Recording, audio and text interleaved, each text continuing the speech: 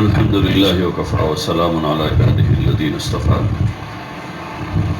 أما بعد فأعوذ بالله من الشيطان الرجيم. بسم الله الرحمن الرحيم. ألف لام ميم ذلك الكتاب لا ريب فيه هدى للمتقين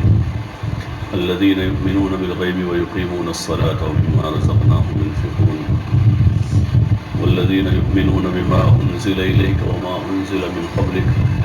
وبالآخرة هم يوقنون أولئك على هدى من ربهم وأولئك هم المفلحون. وقال تعالى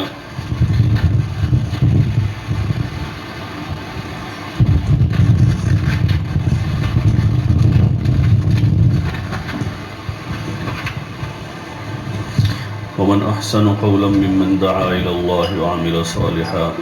وقال إنني من المسلمين ولا تستوي الحسنة ولا السيئة ادفع بالتي هي أحسن فإذا الذي بينك وبينه عداوة كأنه ولي حميم وما يلقاها إلا الذين صبروا وما يلقاها إلا ذو حظ عظيم. صدق اللہ العظیم. محترم دوستو اور معزز پردہ نشین خواتین، اللہ جل جلالہ وعمن والہ کا بے انتہا فضل ہے، اللہ ہی کا کرم و احسان ہے کہ اس نے ہمیں ایمان جیسی نعمت عطا فرما کر کفر و شرک کی گندگیوں سے محفوظ رکھا ہے اور اپنے ماننے والوں میں سے بنایا ہے. اسی کے آگے سر جھکانے کی توفیق عطا فرمائی ہے. یہ اسی کا فضل ہے، اسی کا کرم ہے. ہمارا کوئی ذاتی کمال نہیں ہے. اس نے ماں باپ کے گھر میں پیدا کیا اور بچپن سے ہی کلمہ پڑھنے کی، قرآن پڑھنے کی اور ایسے ماحول میں آنکھیں کھولنے کی اللہ پاک نے توفیق عطا فرمائی ہے کہ جہاں پر اذان کی آواز ہے، دین کی محنت ہیں، تعلیم کے حلقے ہیں، دین کے سیکھنے سکھانے کے حلقے ہیں، قرآن شریف کی تعلیم کا ایک نظام ہے. یہ ہمارے اوپر بڑے احسانات ہیں. ہمارے ان ملکوں میں جہاں مدرسے، مکتب اور دین کی تعلیم کا نظام ہے، وہاں لوگ اچھی اسکولیں تلاش کر رہے ہیں، اور دنیا کے بعض ملکوں میں گئے وہاں لوگ اچھے مکتب تلاش کر رہے ہیں کہ ان کے پاس بچوں کی تعلیم تربیت کے واسطے نظام نہیں ہے. تو ان کے والدین اس بارے میں فکر مند ہیں کہ ہمارے بچوں کو قرآن کی تعلیم کیسے ملے. نماز کے لیے مسجد تلاش کر رہے ہیں کہ مسجد نہیں ہے. وہ اس فکر میں ہیں کہ قریب میں کوئی مسجد مل جائے تو وہاں نماز پڑھ لے. اللہ کا فضل ہے کہ ہم کو ایسی جگہ اس نے بسنے کا موقع عطا فرمایا ہے کہ جہاں یہ ساری چیزیں میسر ہیں. اس پر ہمیں شکر گزار بننا چاہیے اور ان ساری چیزوں سے فائدہ اٹھانا چاہیے. یہی اس کا شکر بھی ہے. ایمان عطا فرمایا ہے تو ایمان سے ہمیں مستفید ہونا چاہیے، اس سے فائدہ اٹھانا چاہیے. دین کی فضا عطا فرمائی ہے تو دین سے ہمیں فائدہ اٹھانا چاہیے. اور دیگر جو کچھ انعامات اس نے فرمائے ہیں اس کا شکر یہ ہے کہ اس انعام کا ہمیں صحیح استعمال کرنا چاہیے. تو اللہ تعالیٰ کا اعلان ہے ان شکرتم لازیدنکم، کہ تم شکر کرو گے تو ہم نعمت میں اضافہ کرتے ہی رہیں گے. وَلَئِن كَفَرْتُمْ إِنَّ عَذَابِي لَشَدِيدٌ، اور اگر تم نے ناشکری کی تو پھر ہمارا عذاب بہت سخت ہے. اللہ پاک ناشکری سے ہماری حفاظت فرمائے اور اپنے شکر گزار بندوں میں شامل فرمائے. تو ان نعمتوں کا شکر کرتے ہوئے ہمیں اس کے اندر کمال پیدا کرنے کی کوشش کرنی ہے.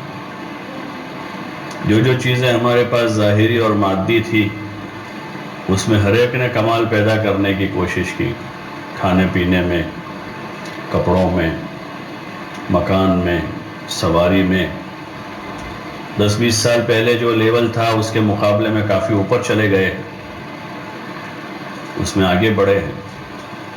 حالانکہ وہ ضروریات زندگی ہیں۔ اس کا اگر لیول موت تک کسی کا آگے نہ گیا تو اس کا کوئی سوال نہیں ہے،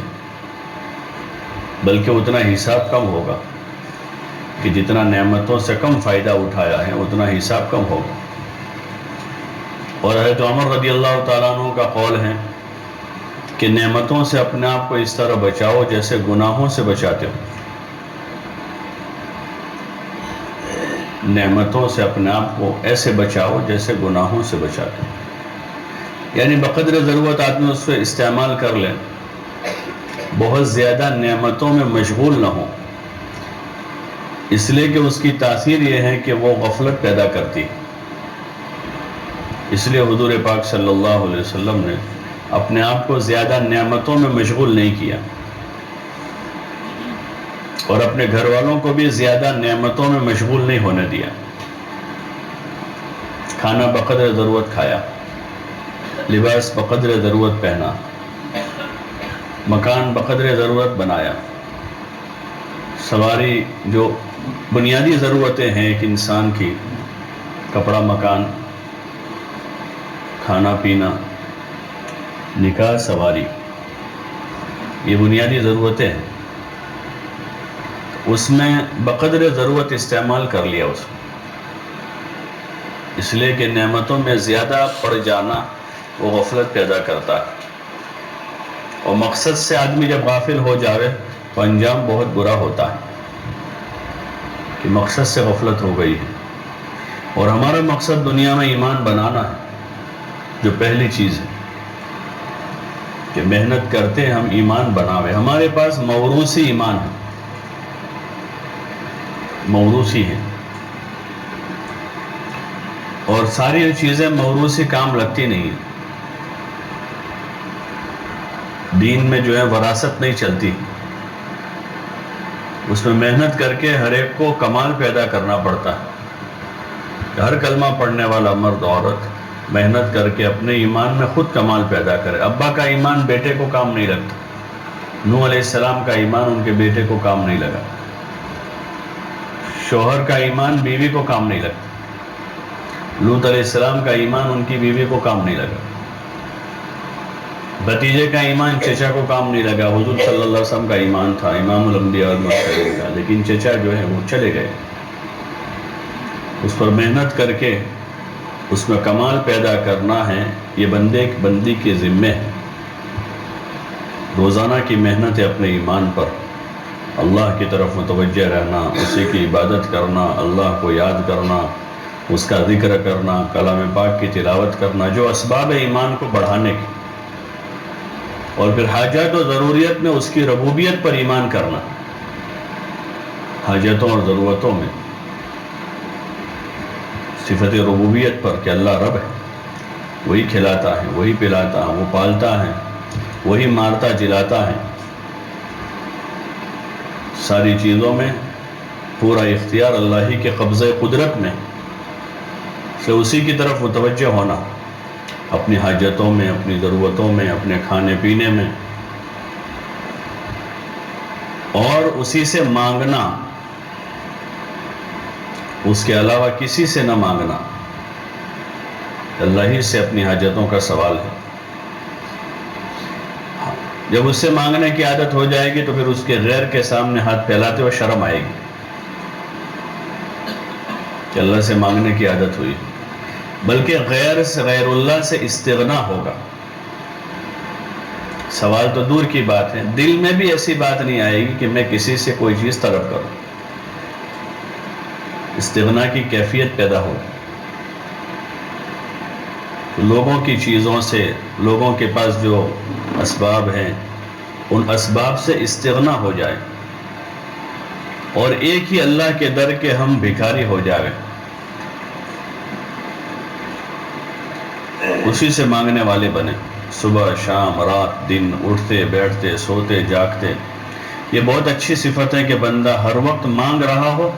لیکن اللہ سے مانگ رہا ہو،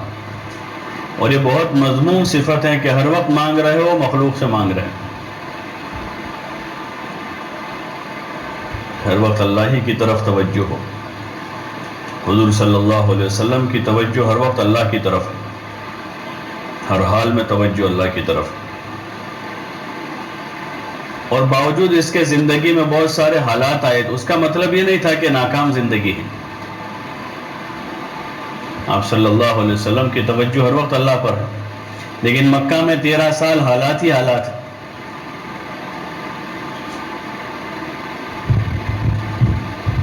اس وقت ہم لوگ احساس کمتری کا شکار ہو جاتے ہیں. دین کا کام کر کے، اللہ کی عبادت کر کے، اللہ سے مانگ کر مسئلے حل نہیں ہوتے، اور دنیا داروں کو دیکھتے ہیں نماز بھی نہیں پڑھتے، روزے بھی خوب کما رہے ہیں، تو متاثر ہو جاتے ہیں، اور ہم بھی ان کی جیسی رائے اختیار کرنا شروع کرتے ہیں.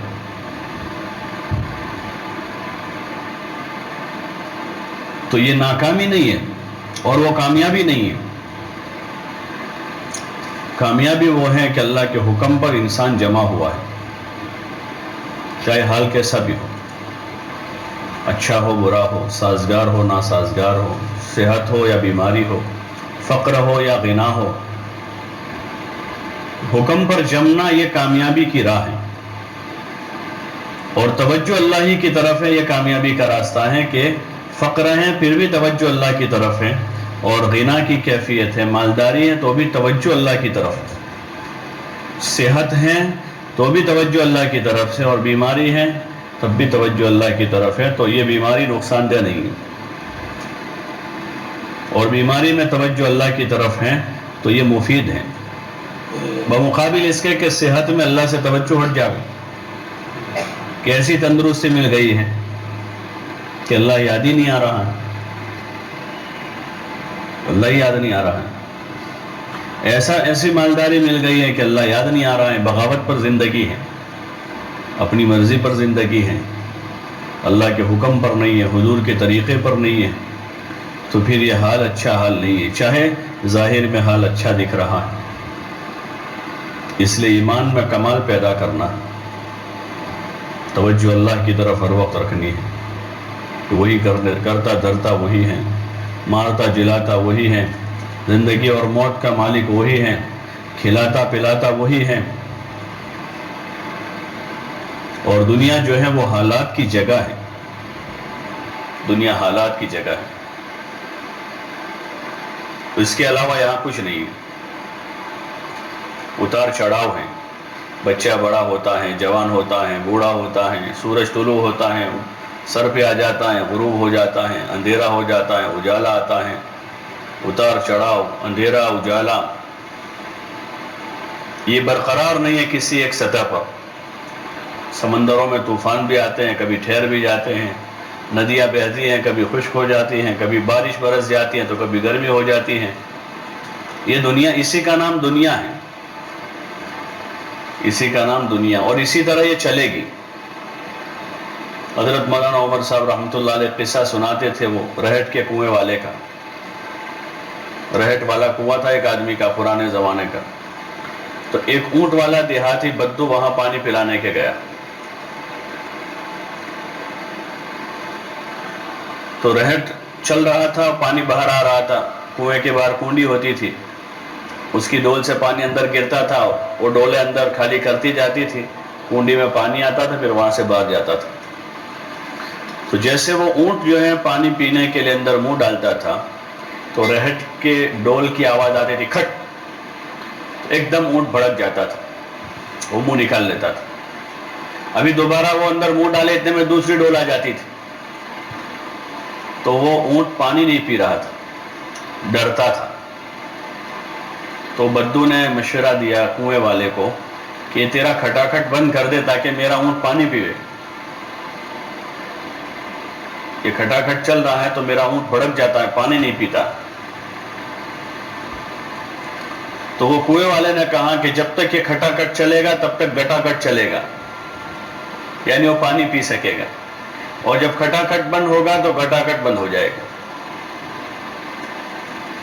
یعنی وہ آواز آتی رہے گی ڈولوں کی تو پانی آتا رہے گا، اور وہ میں بند کر دوں گا تو پانی نہیں آئے گا پھر. تو ایسے یہ دنیا کا حال ہے، اس کو اللہ نے ایک حال پر نہیں رکھا ہے. ایک حال پر نہیں ہے، اور خصوصاً ایمان والا اس دنیا میں ایک حال پر نہیں ہوگا۔ افحسبتم ان تدخلوا الجنہ فلما یاتکم مثل الذین خلوا من قبلکم مستهم البأساء والضراء وزلزلوا حتى يقول الرسول والذین آمنوا معه متى نصر اللہ الا ان نصر اللہ قریب۔ اللہ تعالیٰ نے اس آیت میں ارشاد فرمایا کہ تم یہ گمان کرتے ہو کہ تم ایسے ہی جنت میں چلے جاؤ گے، اتنا سستا سودا نہیں، اس کے لیے کچھ تو پاپڑ بیلنے پڑیں گے، کچھ تو محنت کرنی ہوگی کہ خواہشات کی زندگی گزارے اور جنت کا انتظار کریں، بلکہ اس کے لیے محنت مشقت ہے۔ دنیا کا ایک گھر بنتا ہے تو کتنی محنت لاگت لگ جاتی ہے، زندگی بھر کا سرمایہ چلا جاتا ہے اندر، اور کتنی محنت پڑتی ہے، خود نہیں بنانا ہوتا، کاریگروں سے بنوانے میں ناک دم آ جاتا ہے، تب جا کے گھر بن پاتا ہے، اور اتنی بڑی جنت کا سودا ہو رہا ہے۔ ان تدخلوا الجنہ فلما یاتکم، کہ تم سے پہلے جو لوگ اگلی امتیں آئی ہیں کہ ان پر بڑے سخت حالات آئے، ان پر تنگیاں بھی آئی، حالات بھی آئے، یہاں تک کہ ان کو ہلا دیا گیا۔ اس وقت بھی دنیا میں لاکھوں مسلمان بلکہ کروڑوں ہیں جن کو ہلا دیا گیا ہے، سالہ سال سے بیچارے حالات۔ ہاں، ان کے پاس 2 وقت پورا کھانا نہیں، آج بھی ہے دنیا کے ملکوں میں۔ ان کے پاس شادی میں نئے کپڑے پہننے کے نہیں ہیں، شادی میں نیا جوڑا نہیں ہے۔ آج اس زمانے میں ایسے مسلمان ہیں دنیا میں، وہ اپنی حاجتیں پوری کر رہے ہیں۔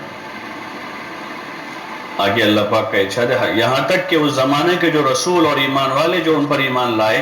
وہ کہنے لگے کہ کہاں ہے اللہ کی مدد۔ حالات تنگ ہو گئے کہ اللہ کی مدد کہاں ہے، اب انتظار کرو کہ اللہ کی مدد قریب ہے، اور اس کی مدد سے ہی چل رہا ہے،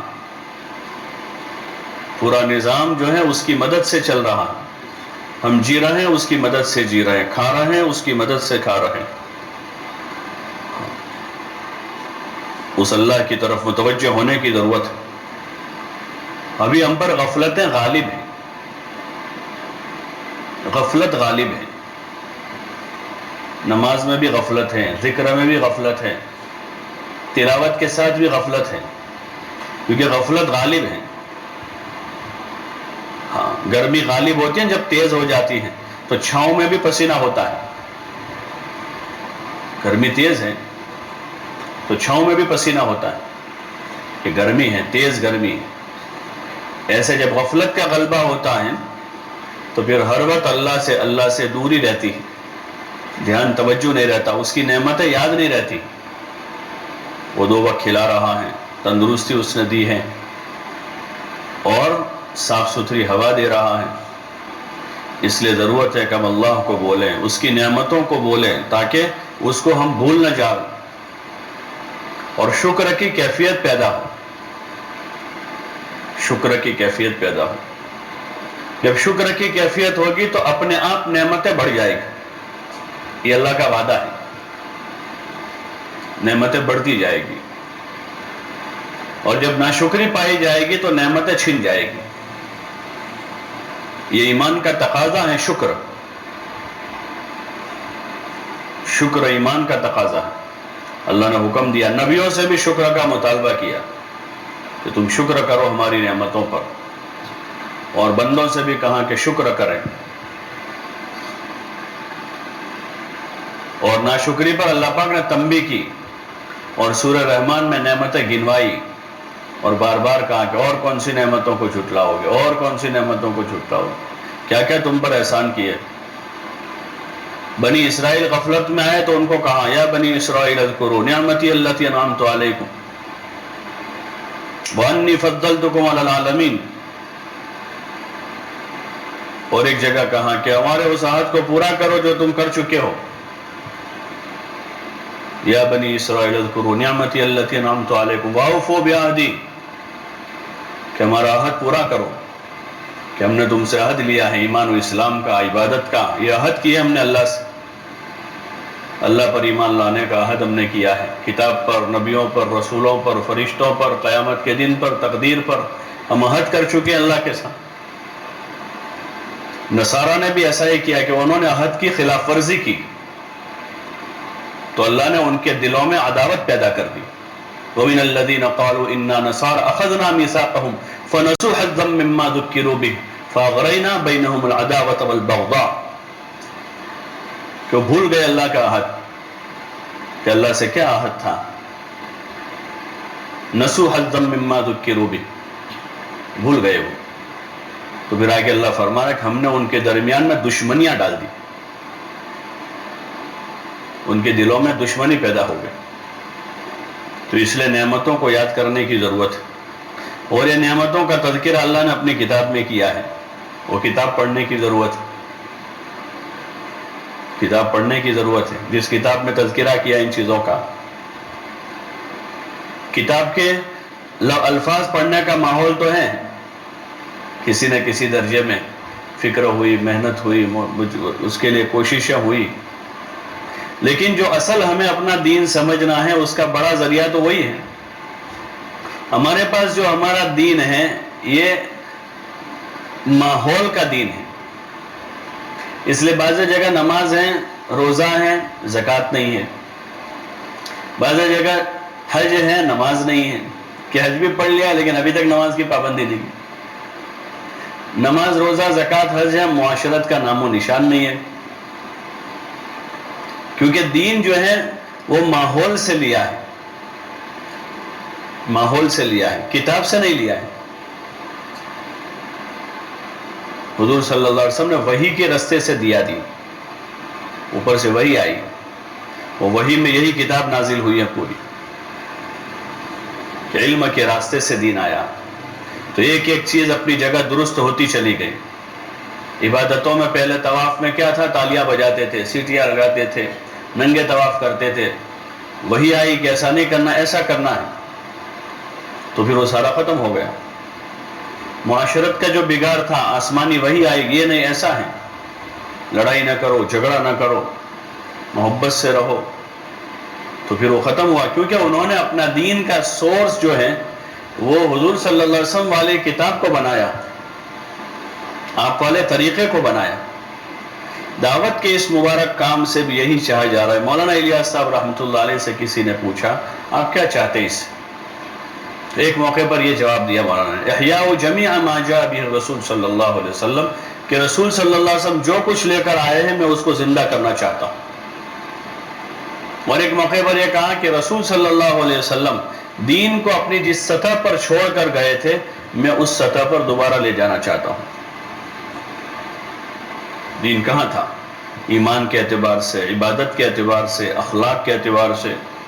معاشرت کے اعتبار سے، ہاں ماحول کا دین ہے اس وقت، اس لیے اس میں کمال نہیں ہے، بلکہ رسم و رواج بہت زیادہ اندر خلط ملط ہو چکے ہیں۔ ہاں عبادتوں میں رسومات داخل ہو گئی، عبادتوں میں رسمیں خلط ملط ہو گئی اور وہ غالب آ گئی ہیں، اس لیے طریقے سے جو برکتیں حاصل ہونی چاہیے وہ نہیں ہوتی۔ حضور صلی اللہ علیہ وسلم کا طریقہ برکت والا ہے، رحمت والا ہے، تو طریقے سے جو رحمت اور برکت ملنی چاہیے وہ نہیں مل رہی ہے۔ وجہ یہ ہے کہ اس میں رسومات خلط ملط ہیں اور وہ زیادہ ہو گئی ہیں۔ جیسے کوئی اصلی چیز میں نقلی چیز ملاوٹ ہو جاتے تو تھوڑی بہت ہوتی ہے تو چل جاتا، کہ 900 گرام پانی میں 900 گرام دودھ میں 100 گرام پانی ملایا ہے تو اندر تو پھر بھی بالائی ہوگی، گھی نکلے گا، لیکن 100 گرام دودھ میں 900 گرام پانی ہے تو اس میں سے کیا بالائی کی امید کریں گے؟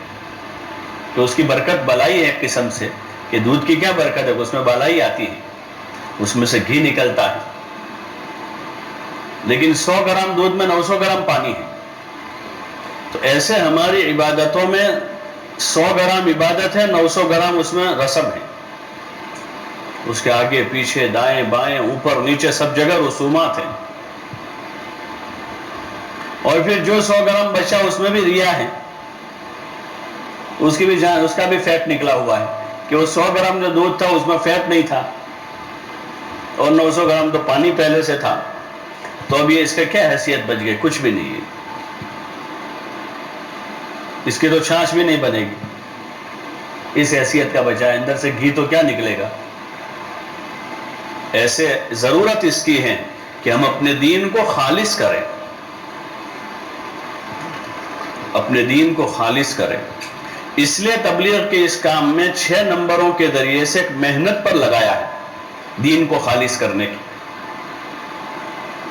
کیونکہ ابھی استعدادیں نہیں ہے اتنی کہ پورے دین پر عمل کر لے۔ اچھا خاصا دیندار آدمی کہلانے والا بھی جب ذرا اس کی طبیعت پر بھاری پڑنے والی کوئی صحیح بات ہوتی ہے تو ایک دم سے وہ اکھڑ جاتا ہے کہ استعداد نہیں ہے چلنے کے دین پر، انکار پر آ جائے گا ایک۔ اس لیے حکمت بھرا طریقہ اختیار کیا مولانا الیاس صاحب رحمۃ اللہ علیہ کہ انکار نہ کر بیٹھے، انکار نہ کر بیٹھے، اور ابتدا کروائی کہ ایمان پر محنت کریں، نماز پر محنت کریں، ضرورت کا علم حاصل کریں، اللہ کا دھیان پیدا کرنے کے لیے صبح شام ذکر کریں، اور اکرام کی مشق کریں، اخلاص کی مشق کریں، جان و مال کو امانت سمجھ کر راہ خدا میں لگانے کی مشق کریں۔ یہ ابتدا اور شروعات ہیں، منتہا نہیں ہے، بلکہ یہ 6 نمبر کو لے کر جو پوری محنت ہے تبلیغ کی، اس محنت کے بارے میں مولانا الیاس صاحب فرماتے تھے یہ قافلوں کی نقل و حرکت، یہ تبلیغ کی الف با تا ہے، تختی شروع کروائی ہے، استعدادیں بنتی جائے اور کمال پیدا ہوتا جائے، ایمان میں، نماز و عبادت میں، علم میں اور اخلاق میں، اخلاص میں کمال پیدا ہوتا جائے۔ اس کے لیے کامل توجہ کی ضرورت ہے، ہاں سرسری چیز نہیں ہے، کامل توجہ کی ضرورت ہے کہ پوری توجہ اس طرف دی جائے۔ 10ویں پڑھنے والا بچہ پوری توجہ دے دیتا ہے پاس ہونے کے لیے، اور پھر 12ویں پاس کرنے کے لیے پھر پوری توجہ مرکوز کرتا ہے۔ اس کی توجہ تو ہے، اس سے زیادہ اس کی ماں کو توجہ دینی پڑتی اس کو پاس کرانے کے لیے، اور پھر آگے اگر اس کو میڈیکل میں بھیجا ہے تو اس کی ماں، اس کا باپ اور پتہ نہیں خاندان کے کتنے لوگ توجہ جمع کرتے ہیں، اور وہ بچہ 5 سال تن توڑ محنت کرتا ہے، جسم توڑ دینے والی، رات دن ایک کرتا ہے کہ ڈاکٹر بن جائے، جس ڈگری پر کامیابی یقینی نہیں ہے۔ ہمیں جس محنت کے لیے وجود دیا ہے اس میں پہلی محنت یہ ہے کہ ہم ایمان میں کمال پیدا کریں اور پوری محنت اور توجہ اس طرف دیں، ہاں توجہ دینے کی ضرورت، رسمی چیز نہیں ہے، سرسری چیز نہیں، یہ مقصد حیات ہے۔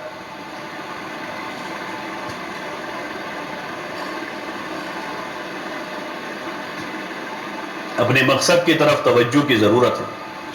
ہم ضرورتوں میں الجھے ہوئے، صبح شام رات دن، مقصد کو سوچنے کا وقت نہیں ہے۔ صبح ہوئی شام ہوئی، کھانا پینا وہی، گھر بار کا بغیر ضرورت کی چیزوں کا ایک انبار لگا ہوا ہے زندگی میں، اور مقصد سے توجہ ہٹی ہوئی ہے۔ حضور پاک صلی اللہ علیہ وسلم نے خود اپنی ذات سے اپنے مقصد کی طرف توجہ رکھی ہمیشہ، اور اپنے آپ کو اللہ کی عبادت اطاعت میں مشغول کیا۔ اور پھر ذمہ داری آئی بلغ ما انزل الیک کی،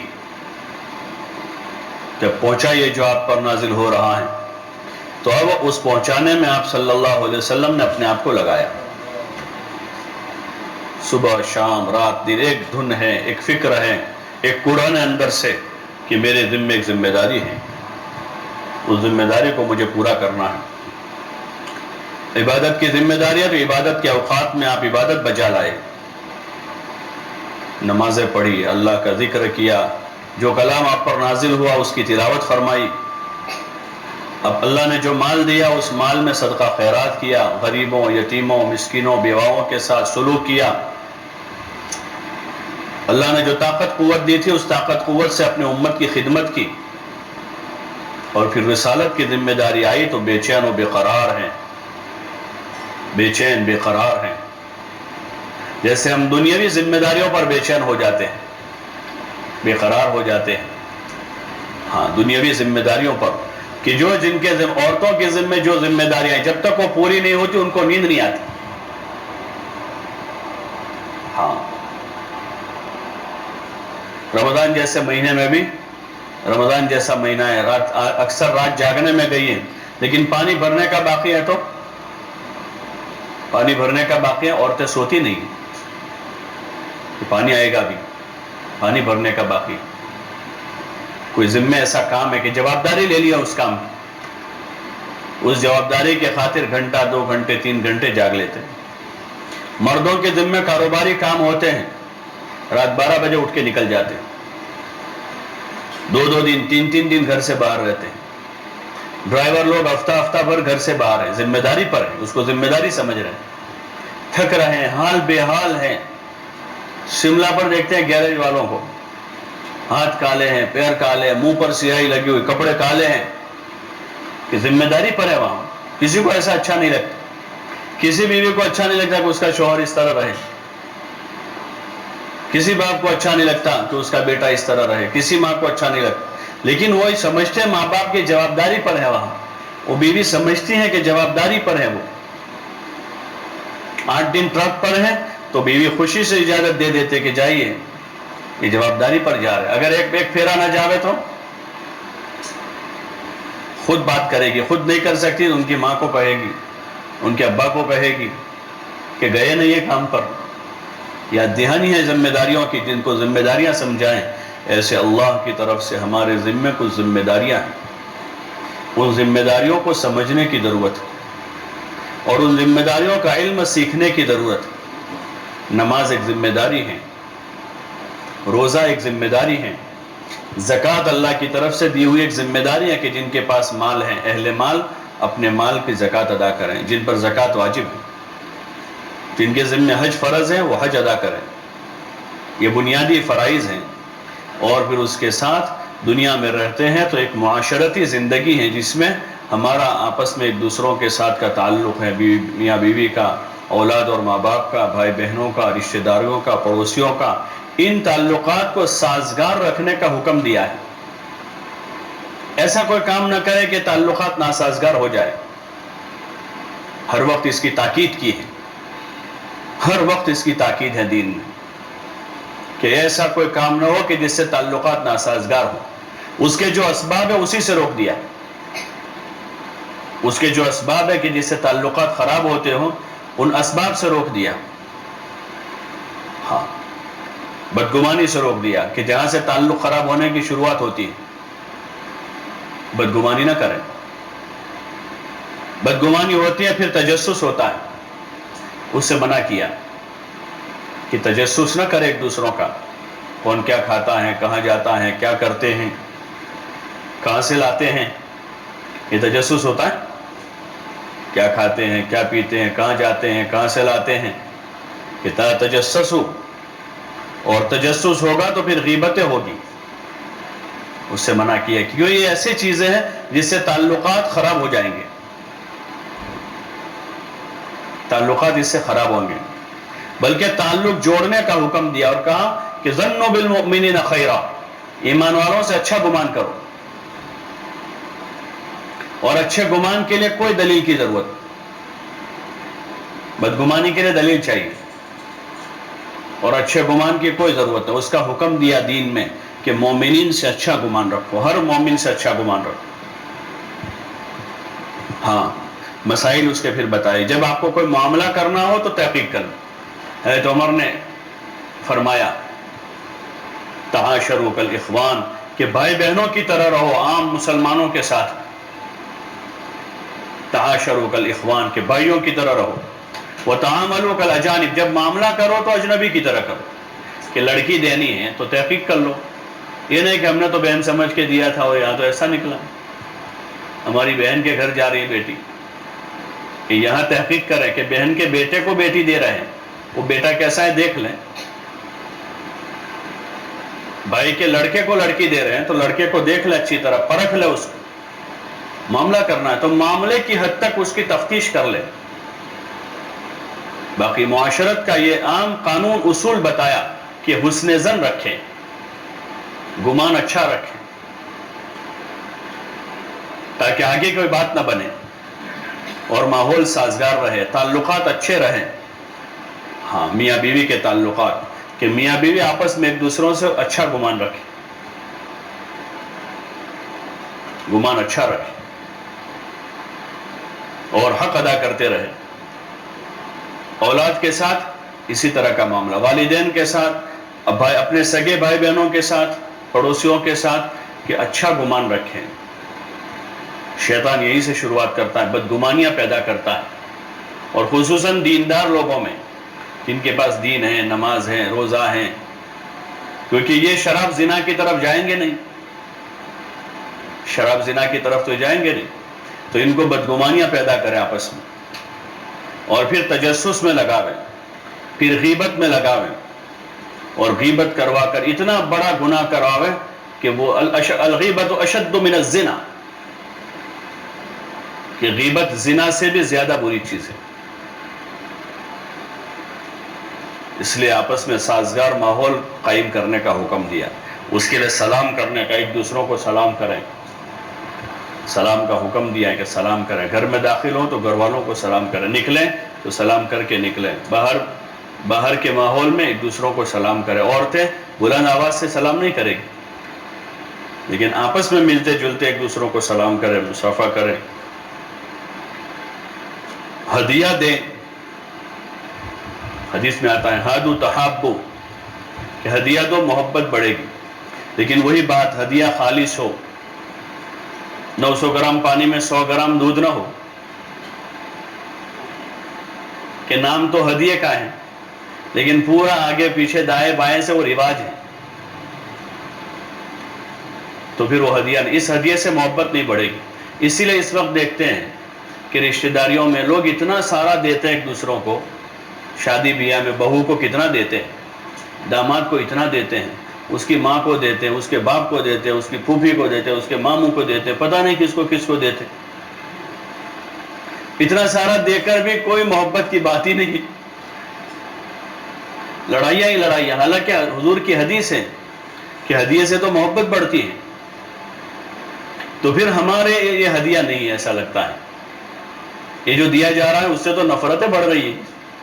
عداوتیں پیدا ہو رہی ہیں، کدورتیں پیدا ہو رہی ہیں، خاندان کے خاندان ٹوٹ رہے ہیں۔ یہ ہدیہ نہیں ہے، پھر یہ کچھ اور ہے، چاہے کسی بھی نام سے دے رہا ہو۔ حضور کی حدیث ہے، ہدیے سے تو محبت بڑھ، کسی کو پانی کا گلاس پلا دیتے زندگی بھر یاد رکھتا ہے کہ اخلاص سے پلایا ہے، خدمت کے طور پر پلایا ہے، سے لوگ ملتے ہیں، کبھی سفر میں کہیں چائے پلا دی، وہ آدمی زندگی بھر یاد کرتا ہے، اس میں تو اتنی طاقت ہے ہدیے میں، کھلانے پلانے میں۔ کسی کے رکشے کا کرایہ دے دیا، وہ پتہ نہیں کیا سمجھتا ہے کہ میرے اوپر کتنا بڑا احسان کیا ہے انہوں نے، وہ یاد رکھتا ہے جب خالص ہوتا ہے، لیکن خالص نہیں تو ہزاروں دے کر بھی لڑائی ہے۔ اس لیے محبت کے اسباب میں سے کہ سلام کریں، ہدیہ دیں اور اکرام کریں، جو ہمارا چوتھا نمبر ہے، اکرام مسلم، اکرام جو بڑی چیز۔ مولانا یوسف صاحب رحمۃ اللہ علیہ کے ایک بیان میں مولانا فرماتے ہیں کہ اگر محبت کے ساتھ، اکرام کے ساتھ سادہ کھانا بھی کھلا دیا تو اس سے محبت پیدا ہو جائے گی، اور اگر اکرام نہ کیا، بریانی کھلائی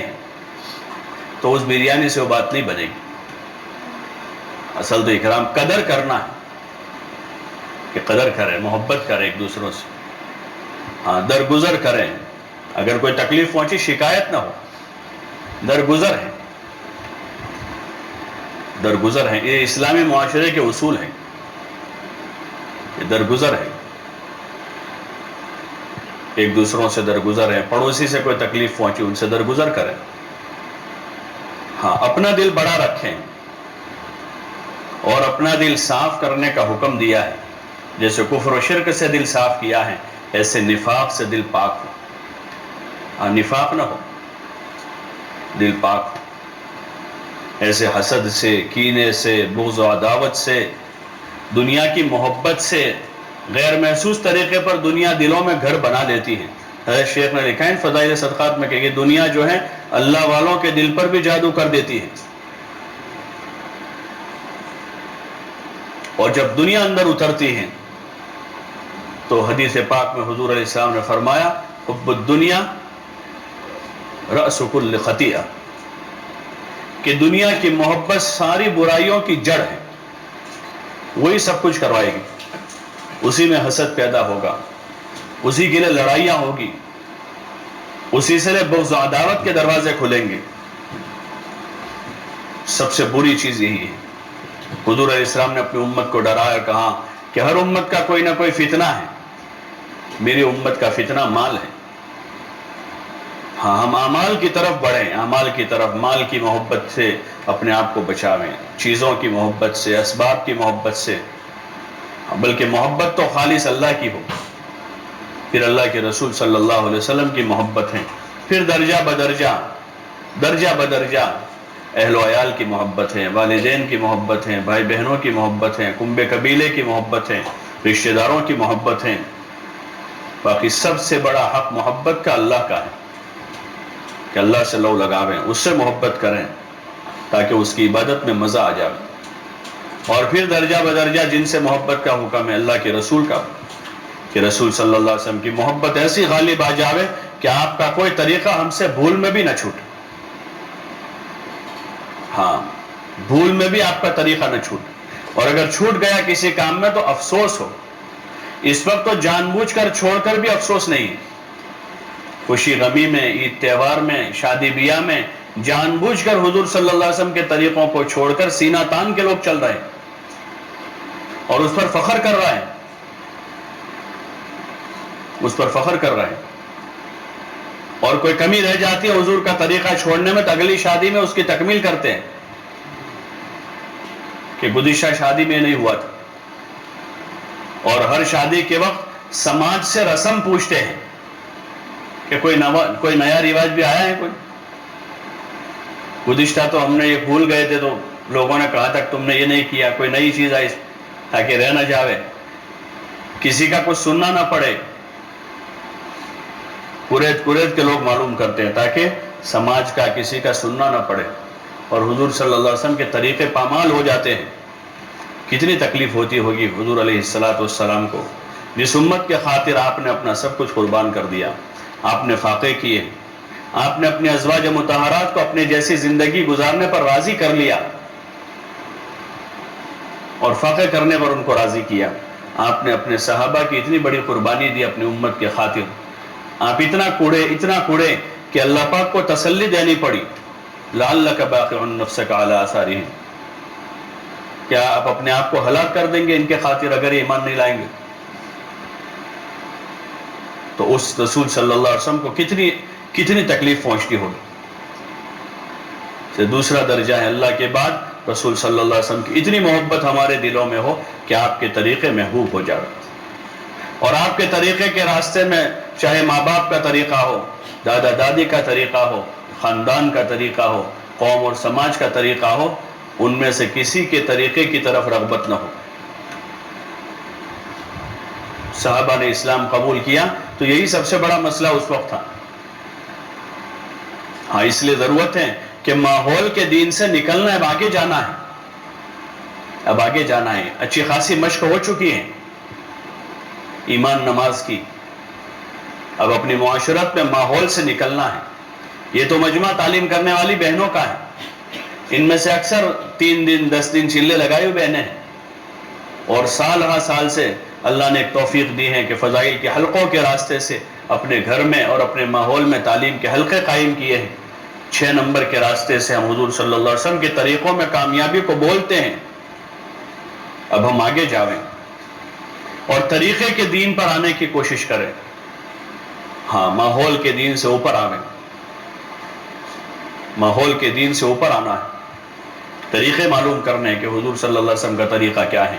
گھریلو زندگی میں کیا طریقہ ہے، اولاد کی تربیت کا کیا طریقہ ہے، کھانے پینے کا کیا طریقہ ہے، شادی بیاہ کا کیا طریقہ ہے، خوشی غمی کا کیا طریقہ ہے، ہدیے تحفے کا کیا طریقہ ہے، ہدیے تحفے کا طریقہ کیا ہے، ساری چیزوں کے طریقے معلوم کریں گے اور اپنا علم بڑھائیں گے، جو ہمارا تیسرا نمبر ہے، علم اور ذکر، کہ ہر کام علم کی روشنی میں ہوگا، جہالت کی تاریکیوں میں نہیں ہوگا،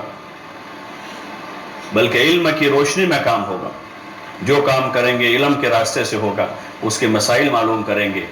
عید آ رہی ہے تو عید کا دین پوچھیں گے، جنازہ ہو گیا تو اس کا دین پوچھیں گے، رونا شروع نہیں کر دیں گے۔ ٹھیک ہے، غم صدمہ ہے، کتنا رو سکتے ہیں، اس کا دین معلوم کرنا چاہیے آگے سے کہ کیا کر سکتے ہیں۔ ہاں، کہ جنازہ کسی کا گھر میں ہوا، صدمہ ایسا نہ ہو جائے کہ پردے کا بھی خیال نہ رہے، کہ پردے کا بھی خیال ہے، کہ بے قابو ہو گئے، کہ صدمہ بہت ہو گیا ہے۔ ایسا کیسا صدمہ ہے کہ پردے کا بھی خیال نہیں؟ یہ تو جہالت ہے، یہ صدمہ تھوڑا ہے، یہ تو جاہلیت ہے کہ بے پردہ ہو کر باہر نکل کر بھائی کا جنازے کے پیچھے بہنیں جا رہی ہیں، ادھم مچا رہی جب میت اٹھ رہا ہے تو۔ یہ کوئی مسلمان کا گھر ہے، غیر مسلم کا ہے، جن کے نبی نے پاخانہ کرنے کا طریقہ بتایا، کیا جنازہ اٹھانے کا طریقہ نہیں بتایا ہوگا؟ اور پھر نماز پڑھنے والی خواتین ہیں، برقع پہننے والی بہنیں ہیں، یہ ادھم مچا ہوا ہے۔ اس لیے ضرورت اس کی ہے کہ علم، صحیح علم کی روشنی میں آنا ہے، علم کو میں ضرورت بنانا ہے۔ ہاں، دور صحابہ میں لوگوں نے بھوکے رہ کر علم حاصل کیا ہے، پیاسے رہ کر علم لیا ہے۔ حضرت عائشہ رضی اللہ عنہ امی جان، اللہ پاک پوری امت کی طرف سے ان کو جزائے خیر عطا فرماوے، کہ گھر میں فاقہ ہیں لیکن علم میں کمال درجے پر پہنچی ہوئی ہے، بڑی عالمہ، فاضلہ، بڑی زاہدہ، بہت سخاوت کرنے والی، رات کا اکثر حصہ عبادت کرنے والی، حالانکہ حضور علیہ السلام کی حیاتی تک ان کی عمر ہی کیا ہے، لیکن اس عمر میں کیا شعور ہے، کیا شعور ہے کہ حضور علیہ السلام سے اچھا خاصا علم حاصل کی۔ مکثرین میں سے ہیں، جن صحابہ صحابیات سے زیادہ روایتیں ہیں، ان میں سے حضرت عائشہ بھی ہیں، جیسے حضرت ابو ہریرہ ہے مردوں میں، حالانکہ یہ عمر ہے، کھیلنے کی عمر ہے، شوق پورے کا۔ جیسے ابھی اس وقت ہماری مائیں بہنیں یہ کہتی ہیں کہ بچیاں ہیں، شوق پورے کرنے دو ان کے، تو شوق میں زندگی شوق میں گزر جاتی ہیں۔ وہ شوق کی ایسی محبت ہوتے کہ بڑھاپے میں بھی نہیں جاتے، پھر وہ شوق ایسے لگ جاتے ہیں گھومنے پھرنے کے، کھانے پینے کے، پہننے اوڑھنے کے، کہ 60 سال کی عمر ہو گئے، ابھی گھومنے پھرنے کا شوق نہیں جا رہا، پہننے اوڑھنے کا شوق نہیں جا رہا ہے، شادیوں میں جانے کا شوق پورا ہی نہیں ہو رہا ہے، عمر 60 سال ہو، بڑھاپا آ گیا، بلکہ اور زیادہ شوق بڑھ جاتے ہیں۔ دنیا شوق پورا کرنے کی جگہ نہیں، یہ تو ضرورت پوری کرنے کی جگہ ہے۔ اماؤں کی زندگیوں کو دیکھیں ہم، حضرت خدیجہ رضی اللہ عنہ کہ اسلام سے پہلے، انہوں نے بعد میں اسلام قبول کیا زندگی کا ایک حصہ گزار دینے کے بعد، لیکن جو زندگی میں جو چیزیں غلط تھی، جیسے اسلام قبول کیا ساری چیزیں چھوڑ دی۔ یہ اسلام کا اثر ہے، یہ صحیح دین کا اثر ہے، کہ جب صحیح دین آئے گا تو زندگی میں پہلے سے جو غلط ہے سب نکل جائے گا، چھے جائے کہ اب اسلام کے بعد آدمی کوئی غلط کام کرے۔ اسلام کا اور ایمان کا، دین کا تو یہ اثر ہے کہ جب دین میں آدمی آئے گا، مرد ہو یا عورت، تو جب پہلے سے جو غلط چیزیں تھی زندگی میں، دین کی وجہ سے وہ چیزیں ختم ہو جائے گی، اور اللہ پاک اسلام کی وجہ سے ان ساری چیزوں کا جو بوجھ ان کے ذمہ تھا گناہوں کو بھی ختم کر دے۔ الاسلام یہدم ما کان قبلہ۔ چہ جائے کہ مسلمان کے گھر پیدا ہو کر بچپن سے قرآن پڑھ کے اور متعلقات ضروری مسائل کا علم حاصل کر کے، اور پھر اللہ نے ایک فضا بنائی، محنت کی، دعوت کی، تعلیم کے حلقوں میں آتے جاتے، اور ابھی ہمارے شوق ہی پورے نہیں ہو رہے۔ یہ خواہشات ہیں، اس کی کوئی حد نہیں ہے، یہ کبھی پوری نہیں ہوگی۔ خواہش پوری ہونے کی جگہ جنت ہے۔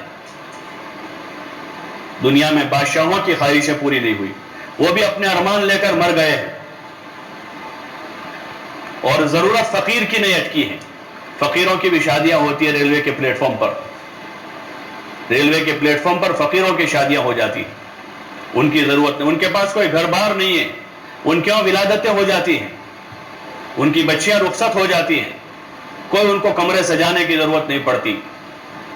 اور ان کی بچیاں رخصت ہو جاتی، تو ضرورتیں اس زمین پر فقیر کی بھی نہیں اٹکتی ہیں، اور چاہتیں جو ہیں بادشاہوں کی پوری نہیں ہوئی، وہ اپنے ارمان لے کر دنیا سے چلے گئے۔ بڑے بڑے رئیس اور بڑے بڑے رئیس زادے، رئیس زادیاں، شہزادیاں اپنے ارمان لے کر دنیا سے چلی گئی، ان کی چاہتیں پوری نہیں ہوئی۔ اس لیے چاہت والی زندگی کا رخ اختیار نہ کریں، وہ پریشانی کا راستہ ہے۔ ہمیں رخ اختیار کرنا ہے عبادت والی زندگی کا، اطاعت والی زندگی کا، اور حضور صلی اللہ علیہ وسلم اور ازواج مطہرات و بنات طیبات نے جو رخ اختیار کیا کہ انہوں نے اپنی ساری حاجتوں کو ایک دائرے میں رہتے ہوئے پورا کیا ہے، ایسا ہمیں اپنا کوئی دائرہ بنانا ہے، کوئی دائرہ متعین کرنا ہے۔ اس لیے کہا جا رہا ہے کہ گھروں میں ہم اہتمام سے تعلیم کر کے اپنے بچوں کا، بچیوں کا، اپنے پوتوں کا، نواسوں کا ذہن تیار کریں۔ ایک جوہد ہے، ایک محنت ہے، جیسے سبجیکٹ پڑھانے کی ایک محنت ہوتی ہے، ٹیوشن کے روزانہ 1 گھنٹہ یہ پڑھایا جاتا ہے، گنت پڑھایا جاتا ہے، وگنان پڑھایا جاتا ہے، انگریزی پڑھایا جاتا ہے، تو بچہ 1 سال 2 سال 3 سال میں اس میں کچھ سوجھ بوجھ اس کے اندر پیدا ہو جاتی ہے۔ ایسے روزانہ دین پڑھانے کی ایک محنت ہے، دین سکھانے کی ایک محنت ہے، تبلیغ کی محنت، صرف سننا سنانا نہیں ہے۔ تعلیم کا جو حلقہ ہمارا ہے وہ دین سیکھنے سکھانے کا حلقہ ہے، کہ اس میں ان مقدس ہستیوں کے واقعات اور نماز روزے کے، ذکر و عبادت کے، تلاوت و دعوت کے اور راہ خدا میں جان مال لگانے کے فضائل سنا کر ان کے جذبات بنائے جائے، اور بنے ہوئے ان جذبات کا صحیح استعمال کر کے ان کو راستے بتائے جائے، طریقے سمجھائے جائے، کھانے پینے کا، لباس کا، اٹھنے بیٹھنے کا، سونے جاگنے کا، ان کو طریقے سمجھائے جائے۔ یہ ذمہ داری ماں کے ذمہ بھی ہے، باپ کے ذمہ بھی ہے، دونوں کی ذمہ داری ہے۔ لیکن چونکہ اولاد زیادہ ماؤں کے پاس ہوتی ہے، یہ فطری چیز ہے، فطری چیز ہے، اسی لیے بچے ماں کی بولی بولتے ہیں، ماں کی زبان بولتے ہیں، ماں کی جو مادری زبان ہی بولتے ہیں۔ جو زبان ہوتی ہے کہ مادری زبان کون سی آپ کی، ایسا پوچھتے ہیں، مادری زبان کون سی آپ کی؟ ماں کی بولی بچے بولتے ہیں، ماں کی گود میں زیادہ رہتے ہیں، ماں کے پیٹ میں بنے ہیں، وہ اسی ماں سے دودھ پیا ہے، تو زیادہ لگاؤ اولاد کا ماؤں کے ساتھ ہوتا ہے۔ اس لیے تربیت میں بڑا کردار ماؤں کا ہوتا ہے، بڑا کردار ماؤں کا ہے۔ کوشش کریں کہ اپنے بچوں کو کچھ بنانا ہے، ان کو چھوڑ نہیں دینا ایسے، اور رواجی چیزوں پر ان کو نہیں لانا ہے۔ جو رسم کا دین ہے وہ رسم کا دین نہیں دینا، ان کو حقیقت والا دین دینا ہے، کہ ہم تو نہیں سیکھ پائے ابھی تک حقیقت والا دین، لیکن کوشش کریں۔ بہت سی مائیں ہیں وہ 8ویں تک پڑھی ہے، لیکن کہ ہم تو زیادہ پڑھے نہیں، لیکن بچوں کو ڈاکٹر انجینئر بنانا ہے، ٹیچر بنانا ہے، حالانکہ وہ خود پڑھی ہوئی نہیں ہے، تو اس کا انتظام کرتی ہیں، ان کی پوری نگرانی کرتی ہیں۔ وہ پڑھا نہیں پاتی ہیں لیکن نگرانی پوری کرتی ہیں۔ ایسے چاہے ہمارے پاس مکمل دین نہیں، لیکن نیت ہم یہ بنا رکھا، ہمیں اپنی اولاد کو مکمل دین دینا ہے، ان کو ایمان کامل سکھانا ہے، ان کو حضور والی نماز سکھانی ہے، ان کو حضور والے اخلاق سکھانے ہیں، ان کو حضور والے ادب سکھانا ہے، حضور والی معاشرت اور معاملات ان کو سکھانا ہے۔ تو اپنی کوشش ہوگی اور اس کے لیے تدبیریں کریں گے، جس تدبیر سے بھی ان کے اندر آئے گا اس کی جو جائز تدبیر ہے وہ اختیار کریں گے، تاکہ بچے جو ہیں حضور والا دین سیکھیں۔ وہ گھر کے ماحول میں انہیں ابتدا کروانی ہے کہ ان کے اخلاق درست ہوں، بچوں میں ادب ہو۔ ہاں، اس لیے افہام و تفہیم میں سمجھانا ہے، ہاں سمجھنا سمجھانا سب سے زیادہ مفید ہے۔ ہاں، اس کے بعد تنبیہ ہے، تھوڑی بہت بچوں کو تنبیہ ہے کہ تنبیہ کی جاوے، لاڑ پیار اتنا نہ دیا جاوے کہ بچے آوارہ ہو جائے،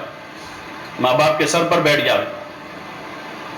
ہاں، ان کو ضرورت کے درجے میں لاڑ پیار ہیں، باقی ان کی نگرانی ہے، تربیت ہے اور تنبیہ ہے، تاکہ یہ کنٹرول میں رہے۔ جس محبت کا تقاضا ہے محبت بھی دینی ہے، اور جتنی تنبیہ کی ضرورت ہے تنبیہ بھی کرنی ہے، تاکہ یہ کنٹرول میں رہے، قابو میں رہے،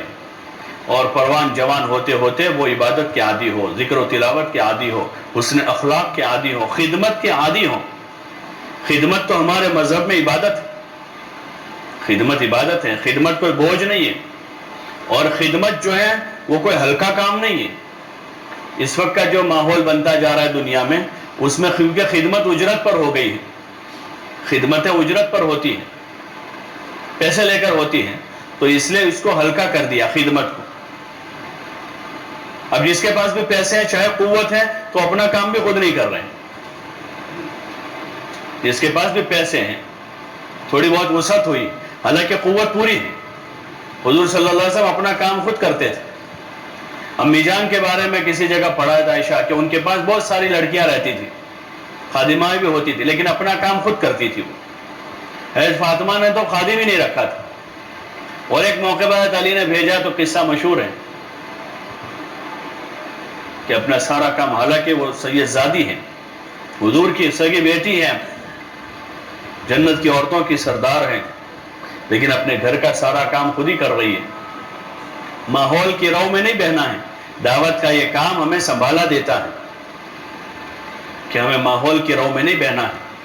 ہاں طریقوں پر باقی رہنا ہے، تاکہ ہم بھی خوشحال زندگی گزار سکیں اور ہماری جان اور مال کو صحیح استعمال کر کے آخرت میں اجر لے سکیں۔ جتنا ہم اپنے جسم سے کام کرتے ہیں، اس کام پر اللہ پاک اجر دیتا ہے، خدمت پر بھی اجر ہے۔ کسی کو پانی پلا دیا تو مشہور ہے نا 10 نیکیاں ملتی ہیں، کسی کو کھانا کھلا دیا تو کھلانا پلانا یہ تو بڑے اجر کی چیز ہے، اور پھر پکا کر کھلایا تو اور زیادہ بڑی چیز ہے کہ خود پکایا، اپنے ہاتھ سے پکا کر مہمان کو کھلایا، اپنے ہاتھ سے پکا کر اللہ کے مہمانوں کو کھلایا، جماعت کے آئی ہوئی تھی ان کو کھلایا، اپنے ہاتھ سے پکا کر کوئی یتیم مسکین کو کھلا دیا، یہ تو فضیلت کی چیز ہے۔ ایک زمانہ تھا کوئی مہمان آتا، کوئی باہر سے کھانا لاتا، کوئی کہتا گھر کا کھلاؤ، مہمان کو کوئی باہر کا کھلاتا، ایسا لوگ کہتے تھے کہ بھئی مہمان کو ہوٹل سے لا کے کھلانا، عیب تھا یہ، اور اب وہ فیشن بن چکا ہے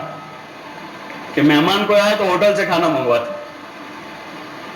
کہ اصل تک خود خدمت کرے اپنے ہاتھ سے۔ اللہ نے توفیق دی، طاقت قوت دی ہے، ہمت دی ہے، ماحول کی رو میں نہ بہیں،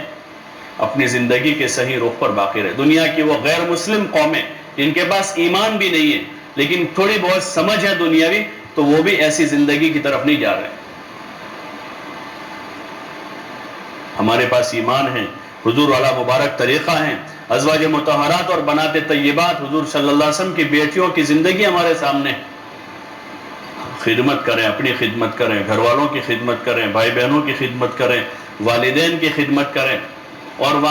والدین کا تو خدمت کے لیے بوڑھا ہونا بھی ضروری نہیں کہ بوڑھے ہو تو کریں۔ حضرت حکیم الامت رحمۃ اللہ نے لکھا ہے کہ والدین کی بزرگی تو منصوص ہے، قرآن میں اللہ نے حکم دیا ہے ان کی عزت اور احترام کا اور ان کی خدمت کرنے کا،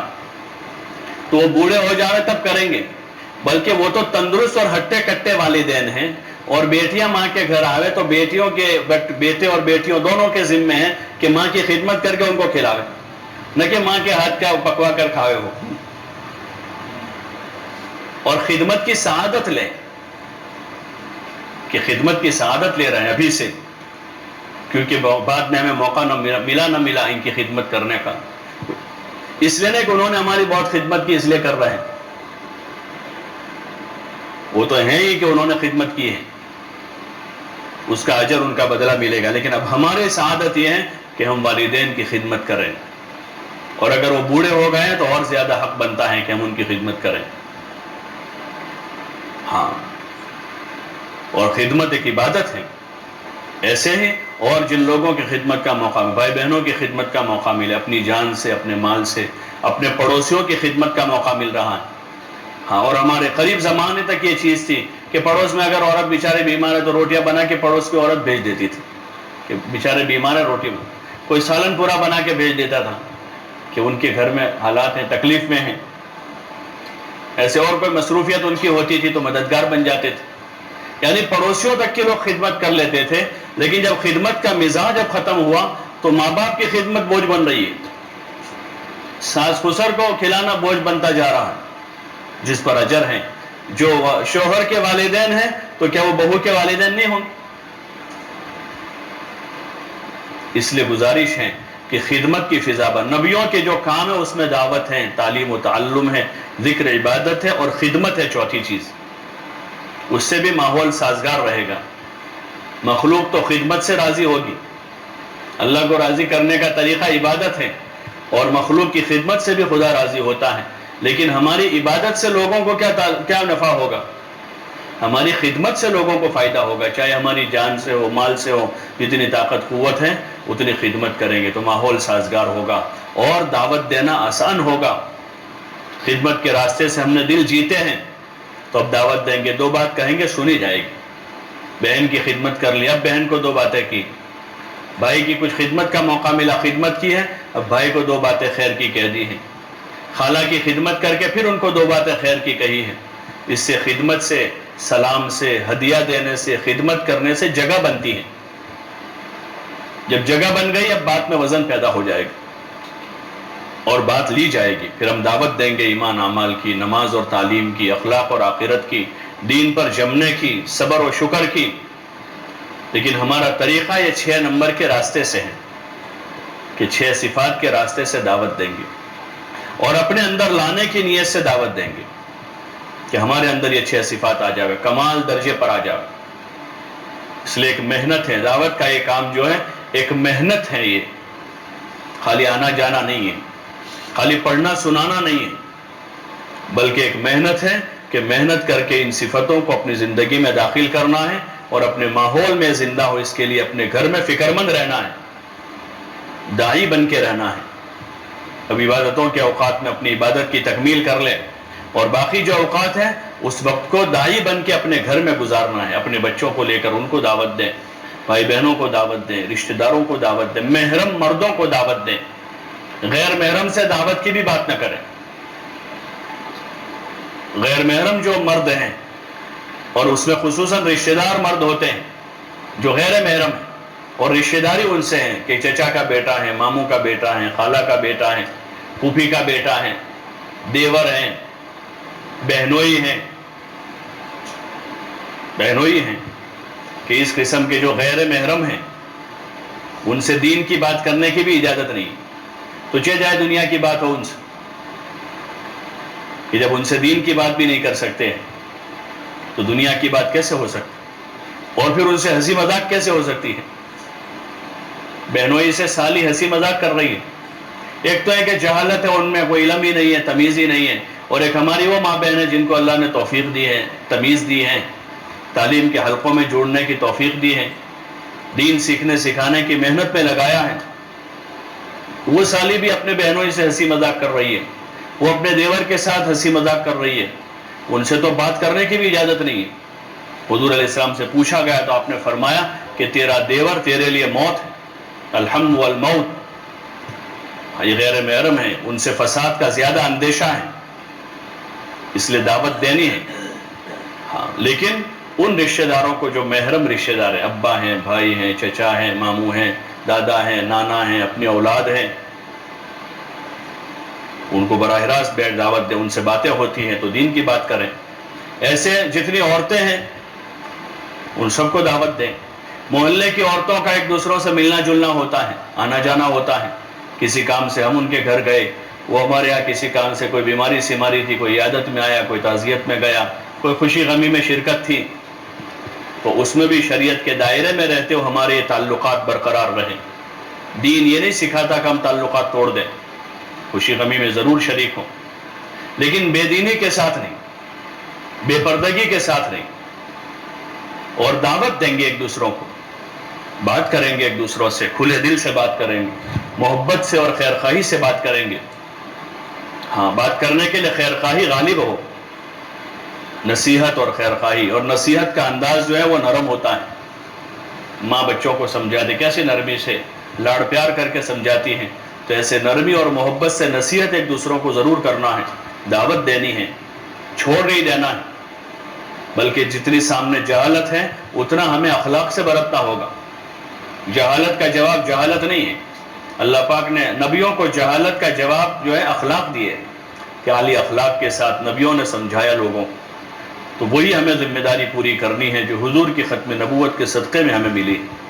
دعوت دیں، ایک دوسروں کو سمجھاویں، یہ جو تعلیم ہو رہی ہے حلقوں میں تو اس میں پابندی کریں، آنے والی بہنوں کو ترغیب دیتے ہیں کہ وہ بھی اپنے گھروں میں اعمال کو قائم کریں، تعلیم کے حلقے قائم کریں، نمازوں کی پابندی کریں، اپنے اولاد کی تربیت کریں، آنے والی بہنوں کو ترغیب دیتے ہیں تو وہ اجتماعی ترغیب کو ایک بہن دے دیتی ہے تھوڑی دیر، 5 منٹ 7 منٹ، لیکن اب انفرادی طور پر ہفتے بھر ہمارے پاس موقع ہے جس سے ہماری ملاقات ہو رہی ہے، ہم ان کو بات کریں گے، ان کو ترغیب دیں تعلیم شروع کرنے کے لیے، اپنے گھر میں عمل قائم کرنے کے لیے، تاکہ محلے کے 100% گھروں میں جو ہے فضائل کے حلقے قائم ہو کر دین کے سیکھنے سکھانے کی ایک شروعات ہو جائے۔ فضائل کے حلقے بھی ایک ابتدا ہیں، فضائل کے حلقے کی ابتدا اور شروعات ہیں کہ یہ سنتے سنتے شوق پیدا ہوگا، یہ منتہا نہیں ہے، اس لیے مطمئن نہ ہو جائے، بلکہ اب ایک شروعات ہوئی ہے دین سیکھنے سمجھنے کی، شوق اب پیدا ہوگا تو پھر مزید اپنا دین سیکھنے سمجھنے کا نظام کریں گے، محلے میں بھی اسی کی ترغیب دیں گے کہ فضائل کے حلقے ہر گھر میں شروع ہو جائے، اور اس کے ساتھ گاہے گاہے 6 صفات کا مذاکرہ ہوتا رہے گھر میں، تاکہ دعوت کی فضا بنے بچوں بچیوں میں بھی، اور دین نظر آنے لگے، ہاں دین نظر آنے لگے ہمارے گھروں سے، ہماری شادیوں میں دین نظر آوے کہ دیکھو یہ دیندار لوگوں کی شادی ہے، جس میں بے حیائی نہیں ہے، بے شرمی نہیں ہے، سنگیت نہیں ہے، خرافات نہیں ہے، رسم و رواج نہیں ہے۔ رسم و رواج کو تو کوئی بے دینی سمجھتا ہی نہیں ہے۔ جو رسومات ہیں جس میں لاکھوں کے خرچے ہیں، جس میں دکھاوا ہیں، جس میں ریا ہے، شہرت کے ناپاک جذبے ہیں، بڑے بڑے گناہ ہیں، یہ بڑے بڑے گناہ ہیں یہ، ہاں وہ نظر آنے لگے۔ جب تعلیم پابندی سے ہوگی، اللہ رسول کی محبت کا غلبہ ہوگا، ایک بات دل میں بیٹھے گی کہ ہمیں تو اللہ کو راضی کرنا ہے، ہمیں تو اللہ کے رسول صلی اللہ علیہ وسلم کو راضی کرنا ہے، اور اللہ کی مخلوق کو حضور صلی اللہ علیہ وسلم والی شریعت کے دائرے میں راضی کرنا ہے۔ وہ دائرے سے باہر جا کر کسی کو راضی کرنے کی ضرورت نہیں۔ اگر کوئی ناراض ہو جاتا ہو 100 بار ہو جاوے، اگر اس دائرے سے باہر نکل کر اگر وہ راضی کرنے کا کہہ رہے ہیں تو پھر ایسی ناراضگی 100 بار ہو جاوے کوئی حرج۔ حضور صلی اللہ علیہ وسلم سے پوری قوم ناراض ہو گئی، آپ کا خاندان ناراض ہو گیا، مکے والے ناراض ہو کر دشمنی پر اتر آئے، آپ کے قتل کے نعوذ باللہ در پہ ہو گئے، لیکن آپ صلی اللہ علیہ وسلم اپنے دین پر جمے رہے اور ان کو کہتے رہے کہ اگر تم میرے ایک ہاتھ میں چاند لا کر رکھ دو اور دوسرے ہاتھ میں سورج لا کر رکھ دو تب بھی میں اپنے اس دین سے ہٹنے والا نہیں ہوں۔ یعنی تم ایسی کرامتیں ظاہر کر دو نا تو بھی مجھے جو بات دی گئی اللہ کی طرف سے میں اس کو چھوڑنے والا نہیں ہوں۔ اس لیے ملامت کی پرواہ نہ کریں، بلکہ اپنے اندر اللہ رسول کی اور اپنے دین کی ایسی عظمت پیدا کریں کہ جو ہمیں ایسے موقع پر جمع دیں، اور ایک دوسروں کی حوصلہ افزائی اس میں کریں، ہاں دین پر عمل کرنے میں۔ بچوں نے کوئی عمل کیا تو اس کا حوصلہ بڑھائے، ماشاءاللہ بڑا نیک بچہ ہے، 5 وقت کی نماز پابندی سے پڑھتا ہے، تکبیر اولیٰ سے پڑھتا ہے، حوصلہ بناوے۔ کسی نے سادگی سے شادی کی تو ان کا حوصلہ بناوے کہ اللہ آپ کو جزائے خیر دے، آپ نے بہت سی سنتوں کو زندہ کیا ہے۔ یہ نہیں کہ پچھتاتے بولے اس کو کہ ٹھیک ہے سب تو منع، لیکن اس کا شوق یہ تھا پھر اس کو کرنے دیا، بلکہ اس کا حوصلہ بنانا چاہیے تاکہ یہ اس چیز کو فروغ ملے، حضور کی سنت کو اور اللہ کے حکم کو۔ اس لیے اس کی ضرورت ہے کہ تعلیم کے حلقے گھر گھر میں زندہ ہو۔ جو ڈائریاں دی گئی ہیں مستورات کو، اس میں پہلے ہی پیج پر لکھا ہے کہ کل مکانات اتنے ہیں، بلکہ مکانات کے نام بھی لکھے ہیں، اور بالغ مردوں کی تعداد اتنی ہے اس محلے میں کہ 25 مکان ہے، 30 مکان ہے، 70 بالغ بہنیں ہیں۔ تعلیم میں کتنی آ رہی ہے اس کا اندازہ کریں، کتنے گھروں میں تعلیم شروع ہو گئی، اللہ کا شکر کریں۔ جن گھروں میں ابھی شروع نہیں ہوئی ہے کوشش کریں کہ جو باقی گھر ہیں وہاں بھی باقاعدہ تعلیم کے حلقے جاری ہو جاوے، تاکہ اسی گھر میں دین آنے کی شکل پیدا ہو جائے، اسی گھر میں دین آنے کی شکل پیدا ہو۔ اس لیے بڑی بیدار مغزی کے ساتھ، سمجھ بوجھ کے ساتھ کام کرنے کی ضرورت ہے۔ کوئی بات سمجھ میں نہیں آئی تو پوچھیں۔ پرانی بہت ساری مستورات ہیں جنہوں نے اچھا وقت بھی لگایا ہے، بزرگوں کی باتیں بار بار انہوں نے سنی ہیں، تعلیم کے حلقوں میں سالہ سال ان سے معلوم کریں، وہ بھی اگر ان کو آتا ہے تو بتاویں، نہیں آتا تو معلوم کریں، بزرگوں سے پوچھیں، ذمہ داروں سے معلوم کریں۔ علمی لائن کی باتیں تو علماء سے رابطہ کراویں، اپنے شوہر، اپنے بھائی، بیٹے کے ذریعے سے۔ دعوتی لائن کی کوئی بات ہے تو دعوت کے ذمہ داروں سے رجوع کریں، تاکہ صحیح چیز ہمیں ابھی آ جاوے، ہم بھی صحیح چیز بتا سکیں۔ نہیں آتا ہے منع کر دیں، اور فقہی مسائل میں تو آتا ہو پھر بھی نہ بتاویں۔ جو فقہی مسائل ہیں نماز روزوں کے، پاکی ناپاکی کے ہمیں پتہ ہے، پھر بھی ان سے کہے کہ آپ اپنے شوہر کے ذریعے سے، بھائی کے ذریعے سے، عالم سے، کسی اچھے عالم سے آپ معلوم کروا لیں۔ باقی دین کی محنت کی ترتیب ہے اور اس کا نظام ہے جو آتا ہے، ایک دوسروں کو ترغیب دیں۔ صفات و فضائل کی ترغیب عام ترغیب ہے، کام پر جمنے کی ترغیب دیں۔ سستی کوتاہی ہو رہی ہے تو یاد دہانی کریں، تان تشریح نہ کریں، نرم لہجے میں ایک دوسروں کو یاد دکھے۔ تعلیم میں پابندی نہیں ہے، یاد دہانی کریں تاکہ پابندی کریں۔ وقت لگانے میں سستی ہے تو ان کو یاد دہانی کریں، ماشاءاللہ آپ کا پہلے وقت لگا ہے، وقت لگنے سے فائدہ ہوتا ہے۔ ایک دوسروں کو ترغیب دے اس کی اپنی انفرادی ملاقاتوں میں، یہ خیر خواہی ہے۔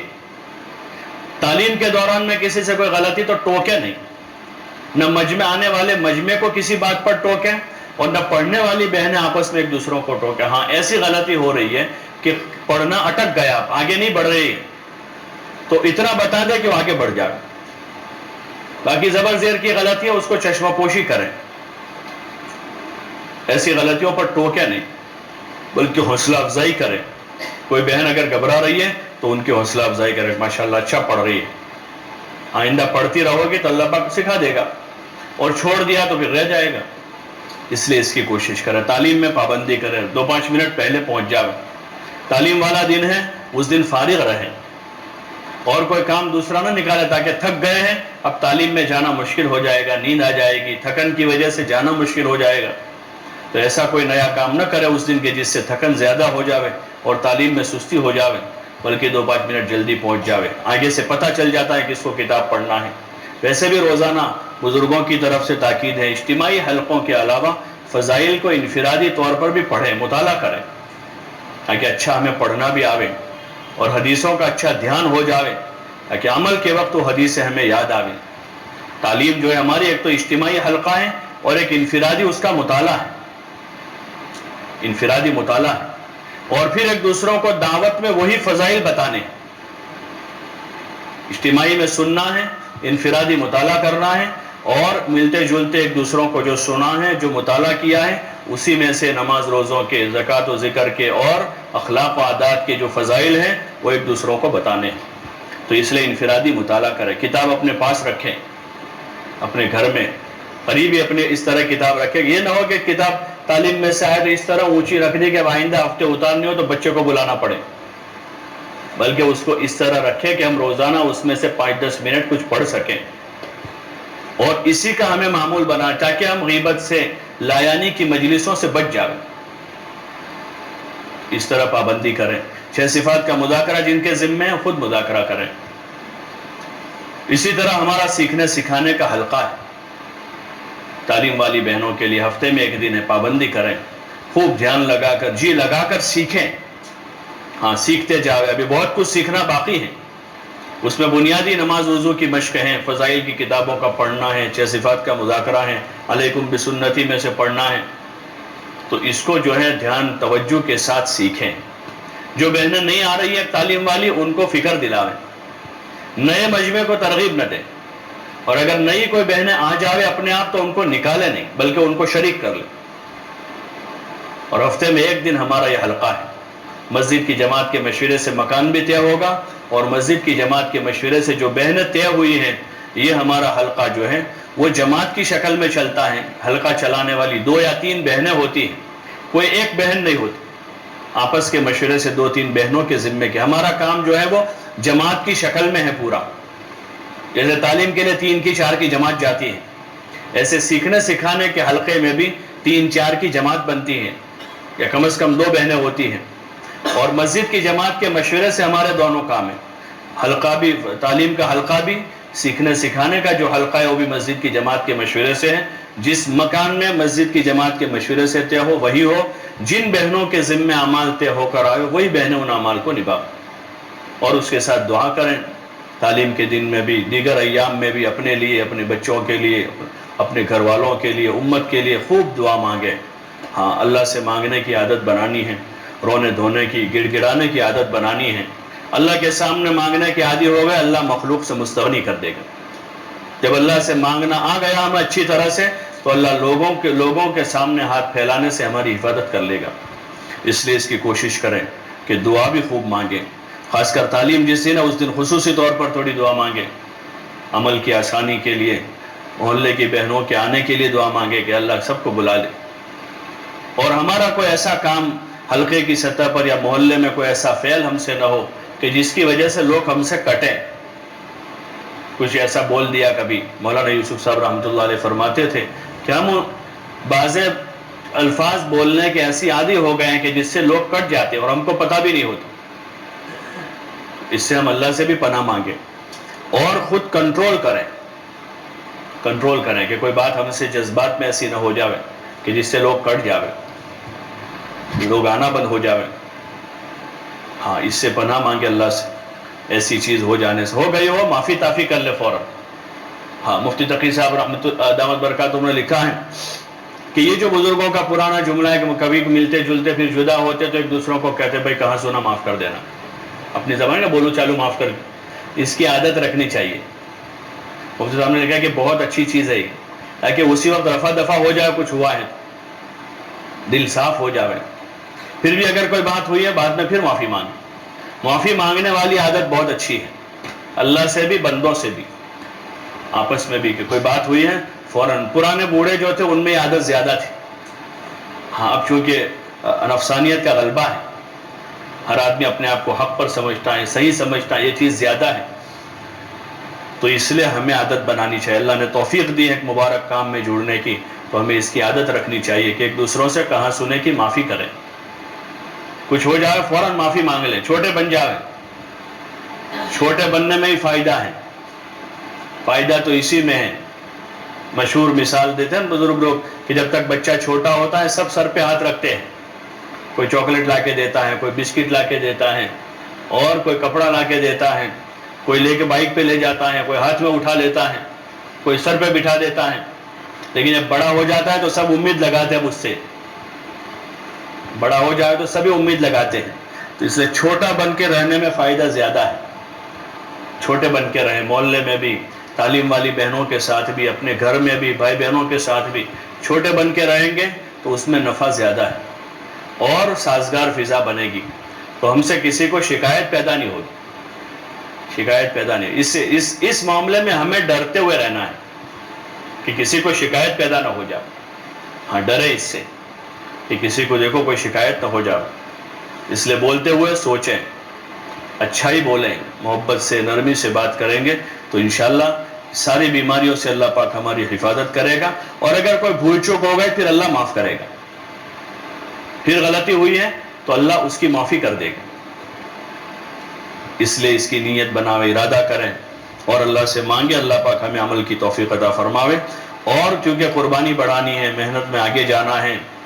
اس لیے جن کے 3 دن ابھی تک نہیں لگے وہ نیتیں کریں کہ جلدی 3 دن لگائیں گے،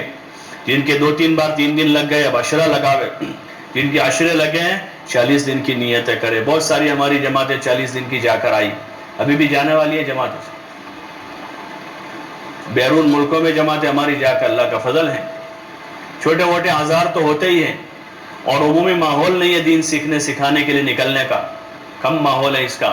تو ایسے ماحول میں تھوڑے آزار ہوتے ہیں، ان آزار کو اللہ کے سامنے رکھے، نیت بناوے، ارادہ کریں کہ انشاءاللہ کام کو پابندی سے کرنا ہے، اہتمام سے کرنا ہے، اور موت تک کرنا ہے، ہاں موت تک کرنا ہے، جب تک رہیں گے پوری ذمہ داری جوابداری کے ساتھ انشاءاللہ دین کے کام کو کرتے رہیں گے، اللہ پاک توفیق عطا فرماوے۔ اب آپس میں مسجد وائز بیٹھ کر ہی تشکیل کر لیں، 3 دن کی بھی، عشرے کی، 40 دن کی، بیرون کی، پھر دعا کر لیں گے انشاءاللہ۔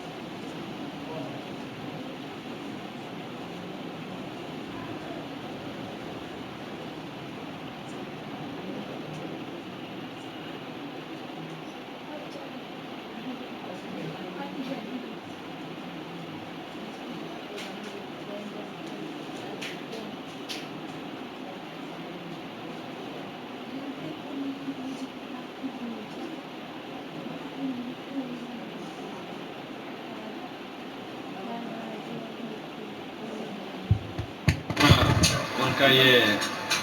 کتنے گھر ہیں کتنی بہنیں وہی نا وہ تو میں نے کہا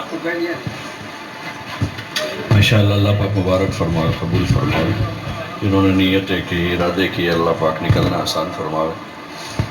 جنہوں نے نیت نہیں کی ہے وہ بھی نیت بنا کر جائیں کہ ضرور راہ خدا میں خود بھی وقت لگائیں گے اور اپنے گھر کے مردوں کو بھی سمجھا کر ان کا وقت لگوائیں گے۔ عموماً یہ ہوتا ہے جب بچہ جوان ہو جاتا ہے اور سنتا نہیں مانتا نہیں تو پھر مائیں کہلواتی ہیں کہ اس کو جماعت میں لے جاؤ، شوہر جو ہے وہ قابو میں نہیں ہے تو پھر ان کے بارے میں کہلواتے ہیں کہ ان کو لے جاؤ۔ تو ٹھیک ہے، یہ بھی ایک دین کی محنت کی ایک نسبت کی کہ بھئی جماعت میں جائیں گے ٹھیک ہو جائیں گے، وہ تو ایک پہلو ہے ہی اس کا، لیکن اصل تو ہر مرد کے ذمے ہے کہ وہ اللہ کا کام کرے۔ جو فرما بردار بچے ہیں کماتے دھماتے ہیں ان کو بھی ترغیب دیں، وہ جائیں گے راہ خدا میں ایمان اعمال سیکھیں گے، وہ اپنی دنیا میں مشغول ہیں، اور جیسے میں نے شروع میں بھی عرض کیا کہ غفلت کا غلبہ ہے، اس لیے اپنے گھر کے مردوں کو یاد دہانی کرے وقت پر راہ خدا میں نکلتے رہیں، مقامی محنت کے اعتبار سے بھی ان کو یاد دہانی کرتے رہیں، مسجدوں میں اعمال ہوتے ہیں اس میں پابندی کریں، بچے اسٹوڈنٹس لڑکے ہیں تو ان کو بھی فکر دلاویں، اسٹوڈنٹس کی ابھی جماعتیں جا رہی ہیں، اس وقت نکل چکی ہے بہت سی جماعتیں، بہت سی ابھی جا رہی ہیں، تو 16 سال سے اوپر کی عمر کے جو لڑکے ہیں ان کو چلے میں بھیجیں، اور چھوٹے ہیں 14-15 سال کے تو ان کو مسجد کی جماعت میں بیٹھنے کا ہفتہ واری اجتماع میں بھیجیں، جمعرات کے دن مسجد ہدا میں ہوتا ہے، اور جو لڑکیاں ہیں ان کو بھی اپنے ساتھ تعلیم کے حلقوں میں جوڑیں، 12 سال کی لڑکی ہے، 13 سال کی ہے، 14 سال کی ہے، ابھی سے وہ تعلیم میں جڑے گی، ذہن بنتا جائے گا، اور ان لڑکیوں کو 3 دن کی ایک جماعت میں ایک لڑکی کو اپنے والدین کے ساتھ لے جانے کی اجازت ہوتی ہے، تو کوشش کریں کہ ہر جماعت میں ایک آدھ لڑکی اپنے والدین کے ساتھ، کبھی ان کی لڑکی کبھی ان کی لڑکی کبھی ہماری بیٹی ہوگی، تو اس طرح سے ترتیب قائم کریں تاکہ یہ جوان بچیوں کو ابھی سے موقع ملے دین کا کام سیکھنے کا، دین کی محنت میں جڑنے کا، اس کی بھی فکر کرتے رہیں۔ اللہ پاک ہم سب کو توفیق عطا فرمائے۔ اللہم لک الحمد کلہ ولک الشکر کلہ ولک الملک کلہ ولک الخلق کلہ وبیدک الخیر کلہ والیک یرجع الامر کلہ۔ اللہم لا نحصی ثناء علیک انت کما اثنیت علی نفسک، اللہم لا نحصی ثناء علیک انت کما اثنیت علی نفسک، اللہم صلی علی محمد وعلى آل محمد كما صليت على إبراهيم وعلى آل إبراهيم إنك حميد مجيد، اللهم بارك على محمد وعلى آل محمد كما باركت على إبراهيم وعلى آل إبراهيم إنك حميد مجيد، ربنا ظلمنا أنفسنا وإن لم تغفر لنا وترحمنا لنكونن من الخاسرين ربنا هب لنا من أزواجنا وذرياتنا قرة أعين واجعلنا للمتقين إماما ربنا اغفر لنا ولإخواننا الذين سبقونا بالإيمان ولا تجعل في قلوبنا غلا للذين آمنوا ربنا إنك رؤوف رحيم یا اللہ ہماری مغفرت فرما، ہمارے والدین کی مغفرت فرما، یا اللہ ہمارے اہل و عیال کی مغفرت فرما، ہمارے بھائی بہنوں کی، رشتہ داروں کی، ہمارے عزیز اقارب کی مغفرت فرما، یا اللہ ہمارے دوستوں کی پوری پوری مغفرت فرما، یا اللہ پوری امت کی پوری پوری مغفرت فرما، امت کے حال پر رحم فرما، امت کے حال پر کرم فرما، یا اللہ ہم سب کی بگڑی بنا دے، یا اللہ ہمارے گناہوں سے درگزر فرما دے، گناہوں کی نفرت ہمارے دلوں میں پیدا فرما، طاعات کی رغبت ہمارے دلوں میں پیدا فرما، یا اللہ ایمان کامل ہم سب کو نصیب فرما، اپنی معرفت کا نور عطا فرما، اپنا ذاتی تعلق نصیب فرما، حضور صلی اللہ علیہ وسلم کی سچی پکی محبت عطا فرما، آپ کی سنتوں پر عمل کرنے کی توفیق عطا فرما، آپ کی سنتوں کو گھر گھر میں زندہ فرما، یا اللہ آپ کی سنتوں کو گھر گھر میں زندہ فرما، یا اللہ ہماری زندگی کے تمام شعبوں میں حضور والی مبارک زندگی کو زندہ ہونے کی شکلیں صورتیں پیدا فرما، یا اللہ اس کی محنت کے لیے ہمیں قبول فرما، اس پورے مجمع کو قبول فرما، یا اللہ عبادت کا ذوق عطا فرما، یا اللہ خشوع خضوع والی نماز پڑھنے کی توفیق عطا فرما، یا اللہ ہماری نمازوں میں دھیان پیدا فرما، اپنا ذاتی تعلق نصیب فرما، نفع والا علم عطا فرما، گمراہی اور ضلالت والے علم سے ہماری حفاظت فرما، یا اللہ قرآن و حدیث کا فہم نصیب فرما، وحی کی برکات سے ہمیں مالا مال فرما، یا اللہ اخلاق حمیدہ نصیب فرما، ہر ذی حق کا حق ادا کرتے ہوئے زندگی گزارنے کی توفیق عطا فرما، کسی کے حق میں ہمیں ماخوذ نہ فرما، مولا ہر ایمان والے بندے بندیوں کا اکرام کرنے کی توفیق عطا فرما، یا اللہ ہمارے قلوب کا تزکیہ فرما، تمام رذائل سے ہمیں پاک فرما، یا اللہ نفاق سے، کفر شرک سے، حسد اور کینے سے، بغض اور عداوت سے، حب جاہ اور مال کے ناپاک جذبوں سے ہماری پوری پوری حفاظت فرما، مولا تو ہماری مدد فرما، تو ہی ہماری نصرت فرما، ہم قدم قدم پر تیری مدد و نصرت کے محتاج ہیں، مولا تو ہماری بھرپور مدد فرما، نصرت فرما، مولا مربی حقیقی آپ ہی ہیں، ہماری بہترین تربیت فرما، مولا ہم اسی لیے کام کر رہے ہیں، ہماری تربیت ہو جاوے، یا اللہ ہماری تمام کام کرنے والے مرد و عورتوں کی بہترین تربیت فرما دے، یا اللہ جتنے بندے بندیاں تیرے راستے میں چل پھر رہے ہیں سب کا سفر آسان فرما، سفر میں ان کا ساتھی بن جا، ان کے پیچھے گھروں کا خلیفہ بن جا، مولا عافیت کے ساتھ بہترین تربیت فرما، ہماری اولادوں کی تربیت فرما، مولا ہماری اولادوں کی تربیت فرما، ان کو ہماری آنکھوں کی ٹھنڈک بنا دے، دلوں کا سرور بنا دے، یا اللہ ہمارا دنیا اور آخرت کا بہترین ذخیرہ بنا دے، علوم نافعہ سے، اعمال صالحہ سے، اخلاق فاضلہ سے مالا مال فرما دے، مولا جتنے بچے بچیاں علم حاصل کر رہے ہیں سب کو نفع والا علم عطا فرما، مولا سب کی محنتوں کو قبول فرما، مولا سب کو اپنے عزائم میں کامیاب فرما، جائز مقاصد میں کامیابی نصیب فرما، یا اللہ جان و مال امانت سمجھ کر تیرے نام پر لگانے کی توفیق عطا فرما، تیرے بندوں کے جو حقوق ہمارے ذمے ہیں مولا اس کا علم حاصل کرتے ہوئے زندگی گزارنے کی توفیق عطا فرما، اور ان حقوق کی ادائیگی کے ساتھ زندگی گزارنے کی توفیق نصیب فرما، مولا تو ہمارا بن جا اور ہمیں اپنا بنا لے، ہمارے اعمال میں اخلاص پیدا فرما دے، یا اللہ ریا اور شہرت کے ناپاک جذبوں سے ہماری حفاظت فرما لے، جان مال تیرے نام پر لگانے کی توفیق عطا فرما، آج تک جو کچھ ہوا ہے مالک تو نے اپنے فضل و کرم سے کروایا ہے، اپنی بارگاہ میں قبول فرما لے، جو ذرہ خیر وجود میں آئے اس کی آبیاری فرما، آئندہ مولا موت کے آخری سانس تک تیری عبادت پر ثابت قدم فرما،